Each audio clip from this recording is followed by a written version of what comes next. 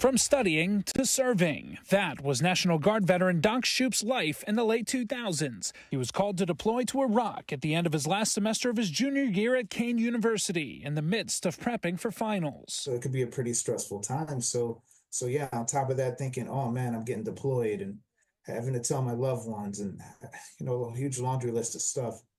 It just adds to that stress. A bill in Trenton looks to take away at least one hurdle from student service members who come home from deployment by requiring public colleges and universities to readmit them after their service with the same academic status. When you come home from war, that is just one last thing you need to worry about. New Jersey Veterans Network President Michael Bohl was a student at Montclair State when he had to deploy as part of Operation Desert Storm. He says the school worked with him when he returned. When you come home, you need to be treated the same way as anyone else deserves. He says many colleges today work with student veterans on this issue, including Fairleigh Dickinson University. We advocate for them on campus, and we make sure all the proper paperwork is done, and they get readmitted or they pick up where they left off. The bill already passed unanimously in the Senate and will be discussed in an Assembly committee Thursday.